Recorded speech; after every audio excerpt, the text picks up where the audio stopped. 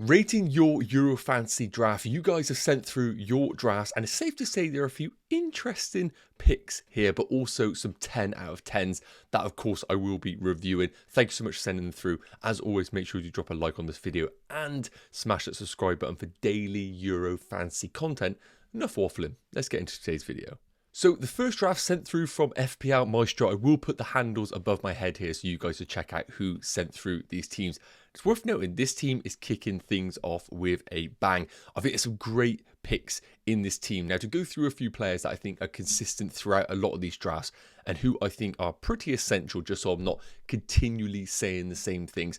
Kane and Mbappe in this draft, I do think if you're just looking for the default team, you can't really argue going without those two. But the third forward position is always up for debates in all of these drafts. And this manager has gone for Lukaku, who I really do think is being overlooked quite a bit. The highest goal scorer in the Euro qualifying campaign.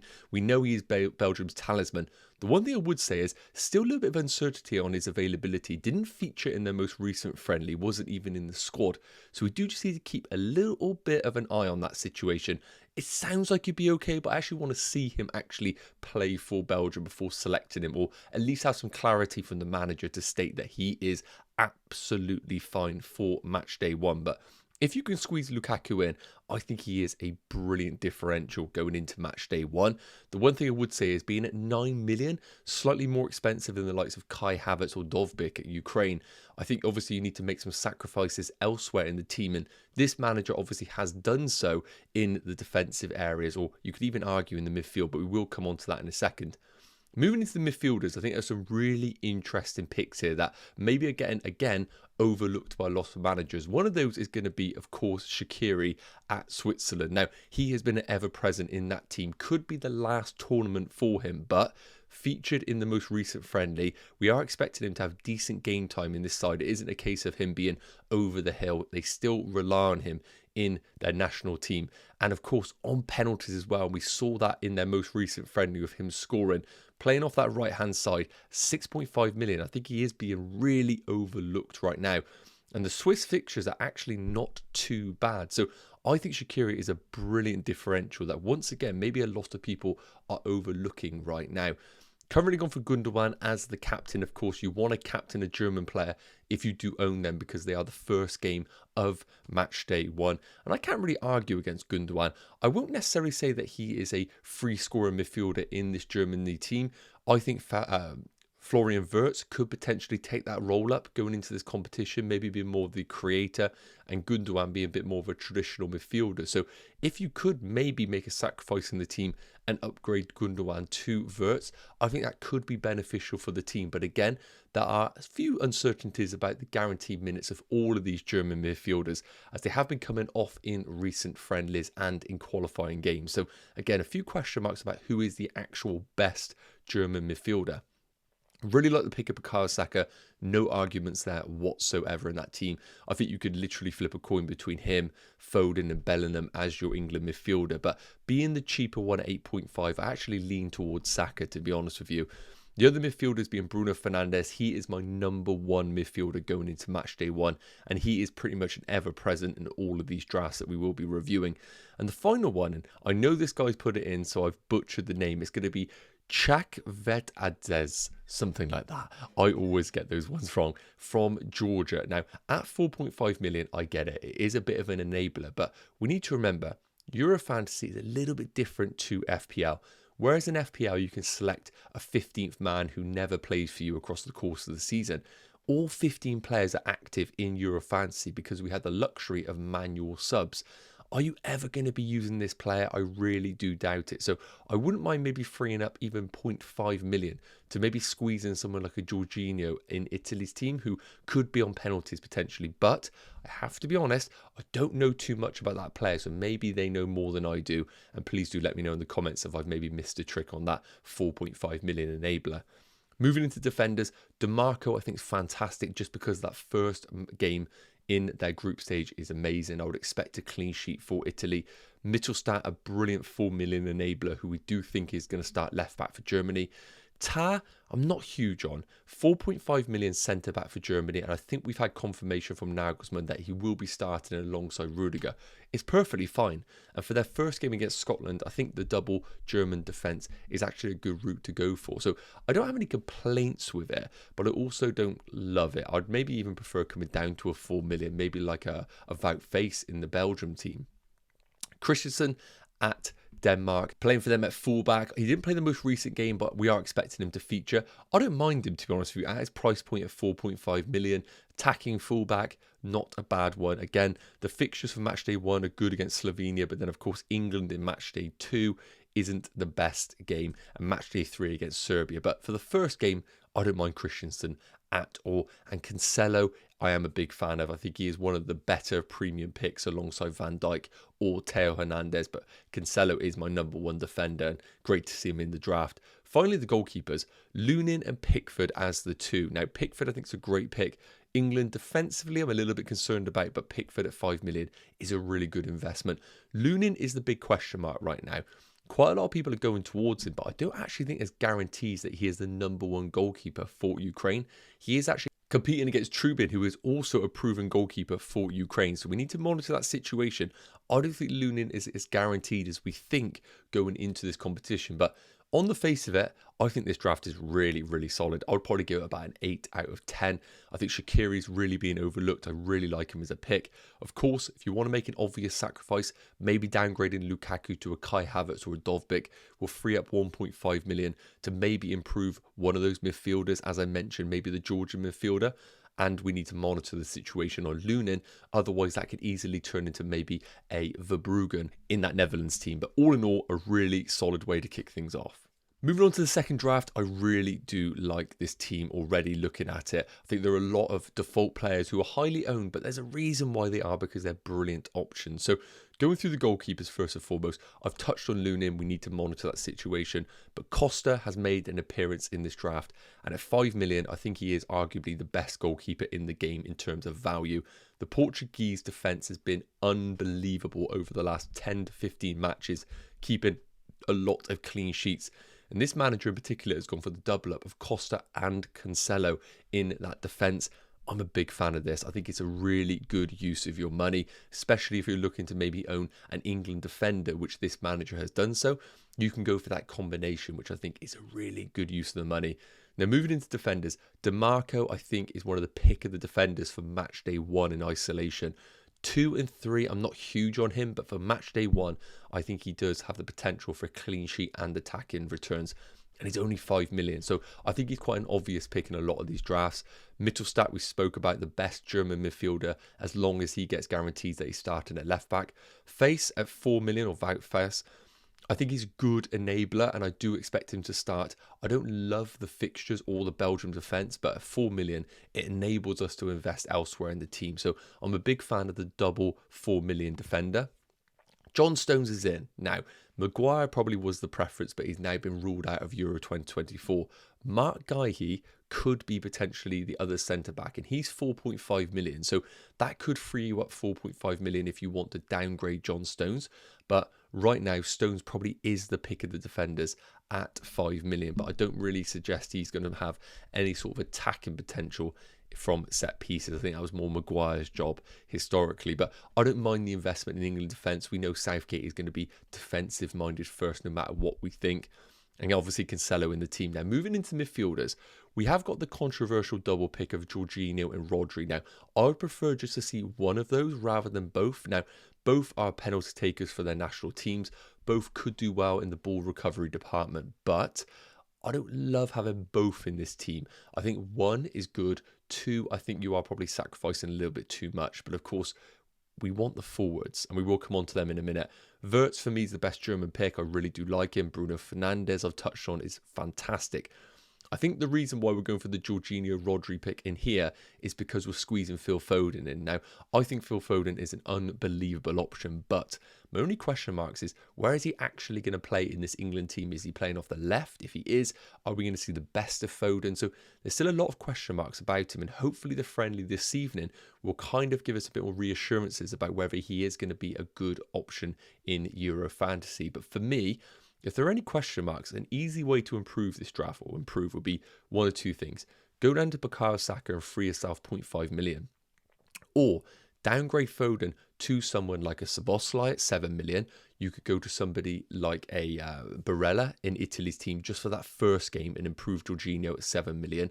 Or we could go all the way down to Turkey's Hakim Kalegu, I believe it's pronounced, who is the penalty taker, guaranteed minutes. So I really like those as an alternative to Foden if you need to improve the team. But in terms of the forwards, no complaints. Kane, Mbappe, Havertz is the template front three, and I can't really argue with it, especially when Havertz has that first game against Scotland, which is a brilliant captaincy option. So again, I think this team is an 8 or a 9. It's really solid, not much to change here, and I don't think there is really that much to debate. It's just the Rodri-Jorginho combination in that midfield. Next up, draft sent in by Jack, and again, a really solid selection here. Now, the first thing that screams out a bit of an issue for this team is going to be the combination of Verbruggen and Pickford. The reason being is, match day 1, they play on the same day, so you won't be able to actually have the benefit of 2 goalkeepers because you can't sub in a player who is playing in the same physical day. So you have to just choose between Pickford or Verbruggen. So please do be careful of that. I really like them as picks. They work well in combination in match day 2 because they play on different days. But on the first day, you're basically just selecting the one that you want. So just be careful of that combination. Maybe you could change that backup goalkeeper to either an improved one like Costa and change one of your Portuguese defenders if you want to. Or we go down to another alternative like Lunin if he does get confirmed to be the number 1 goalkeeper, but I would be careful with that one here. Or if we get confirmation that Sells is the Belgian goalkeeper at 4 million, he could be a great pick as well. But of course, he is battling out for Casillas, who is going to be number 1. But goalkeepers I like, but be careful that they're playing on the same day. Moving into defenders, again, we're not going to talk too much about the players that are already selected because that we already spoke about, because I think they are pretty good options. Mittelstadt, Face again for just 4 million, and Cancelo. We spoke about those. I don't think we need to talk too much about those ones because I think they're great picks. Now, Iniaco at Spain, he is going to be really on the cusp of minutes. We don't know exactly if he is going to start for Spain. Some people who might have a bit more information, please do let me know in the comments if I got that wrong. But I've got the impression that he isn't guaranteed for minutes. And for that reason, I think at 4.5 million, it probably isn't a good use of your money. Now, one thing you could do, if we have confirmation that maybe Guy is going to start, you could change that to Guy at 4.5 million and then change your choice in Pickford. Could maybe go to Acosta in goal and get yourself the Portuguese goalkeeper. But we need to monitor the situation for Iniaco in Spain. I don't mind it, but also the fixtures are pretty tricky for Spain, so I wouldn't really be that compelled to invest in them defensively.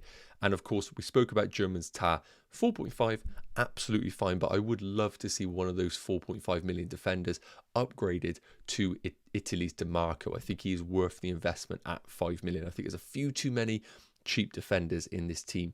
Moving into the midfielders, again, we spoke about Wirtz, we spoke about Bruno Fernandes. I think they are brilliant options. And we spoke about the Georgian midfielder, who I cannot pronounce again, 4.5 million. I might be missing something here, but I don't think he is a brilliant option for your team. It feels like a dead 15th spot. Now, Szoboszlai I love. I haven't really spoke about him too much, but at 7 million, I think he is brilliant value. He is the heartbeat of that Hungary team. He's a very different player to what we've seen in that Liverpool team on all set pieces. We expect him to potentially be on penalties as well. So Szoboszlai for me is a great choice at 7 million, and he enables you to go in other directions with your team. Of course, going for the 9 million Fernandes, 8.5 Saka, 7.5 Wirtz, 7 million Szoboszlai, that has meant that you've had to downgrade to the Georgian midfielder. If I had to change one of those, it probably would be Bukayo Saka, but maybe I'm being a bit of a negative England fan.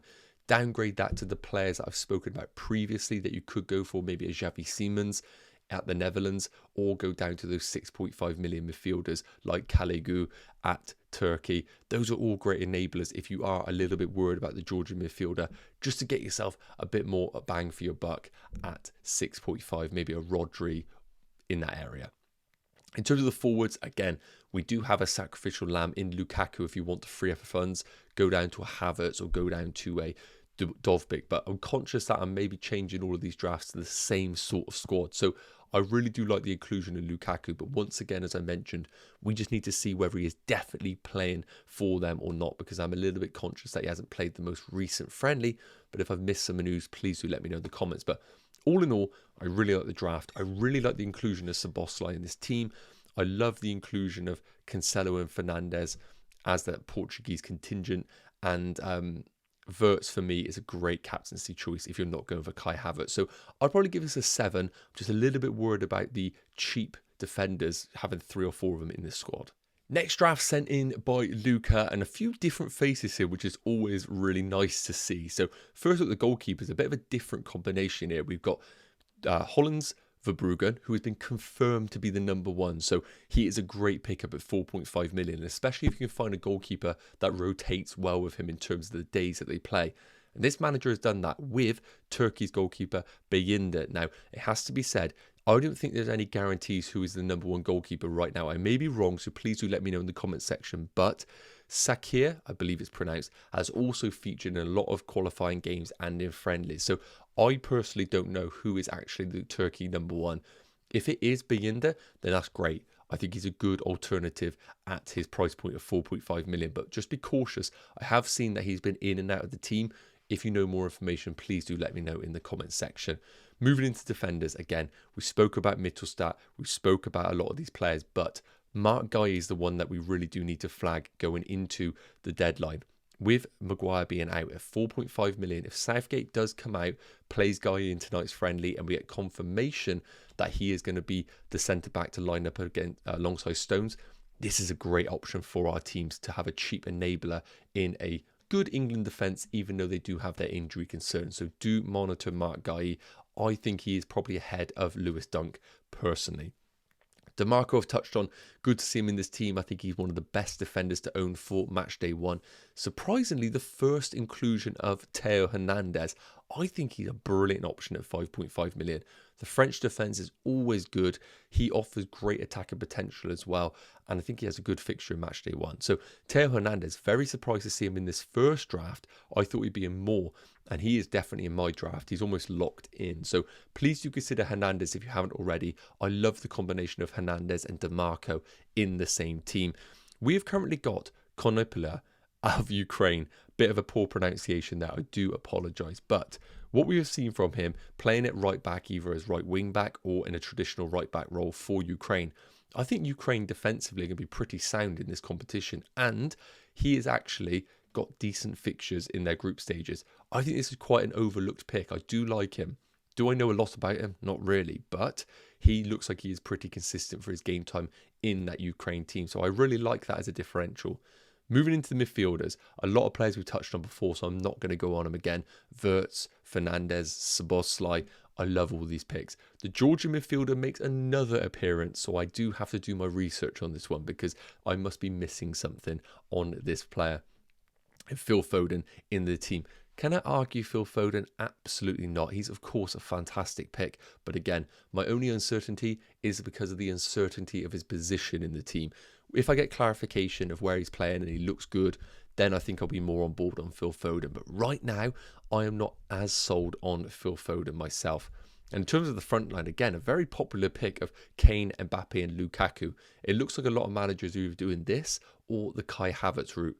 And to be honest with you, looking at this squad, I think it's really good. We have a few uncertainties about the Turkey number 1.